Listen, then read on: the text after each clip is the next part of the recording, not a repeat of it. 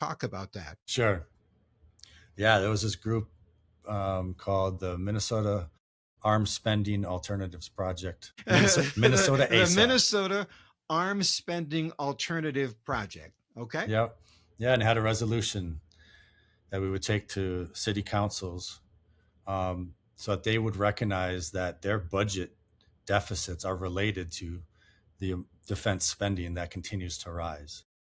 And we're trying to support our local communities with fewer and fewer dollars. And so we wanted to make that connection um, strong for these local officials. And we had a lot of successes and got that resolution passed in a number of cities in Minnesota. But it was, it's not an easy thing to fight. I mean, no one wants to come across as being anti-military or anti-America or all these catchphrases and things that stop legitimate conversations from happening.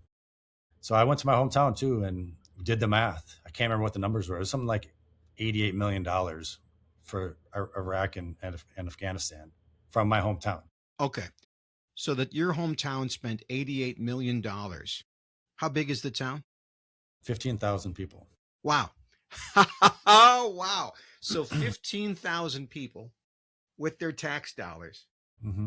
spent $88 million on the two Iraq wars. And then the question is, what would you have done with that money differently? Yeah, I mean, there's good research on investing in education and the return that you get Mm-hmm. much higher than military industrial complex type spending.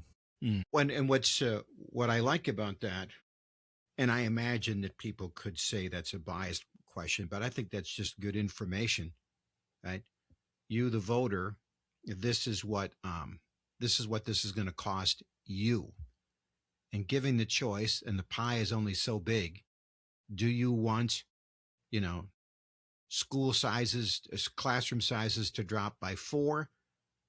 So it's 25, or do you want to, and the equipment is colossally expensive, and the Mm-hmm. lobbying and for that. And just, what you don't see is a guy buttonholing his congressperson and saying, hey, I'm lobbying on behalf of my local school board.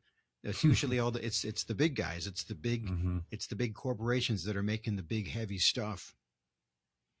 And it's interesting. You don't say either or. You say yes or no. You say, do we want? Look at what's going on in Ukraine. Are we running out of ammo? Yeah, we should probably have a couple of hundred more of these, whatever, witchamajiggies. That makes sense to me. You don't want to run out. All right. And what you don't know is what that costs you on the other end, because you don't get a chance to compare. That's a great project. Now, I'll say this, by and large, most people have an either or. Are you on this side or are you on this side? And if you're not on this side, then you're on that side. And it's just this binary argument. And I've always asked myself, well, isn't there a third option? Who put that line there? Why can't there be another solution? And, that makes me somewhat, that's why I don't get involved in politics, because I get tired of the two sides I have to choose. I always say, well, what about this other option? And in the echo chamber that's social media, you're not allowed to talk about that. So I usually stay out of it because I got other things to do. Mm-hmm. But this concept that you have, is it still around? Is it still working? No.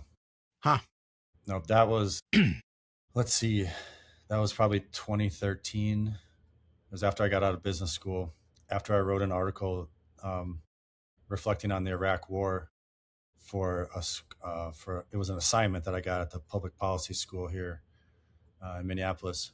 When they published my op-ed, I got all these people responding to me because they really appreciated what I shared, and then got invitations to this group. And since then, I've sort of switched over to just supporting veterans. I'm no longer trying to stop the military industrial complex, which is like trying to steer a huge freaking ship with an oar, So although I still feel the same way, if someone thanks me for my service, I'm like, well, what exactly are you thanking me for? How did our work in Iraq support you? And that's a question I like people to reflect on, like, because there are legitimate uses of our military, our blood, our treasure, our time, but it's not always being used for the right causes, and it costs us a lot.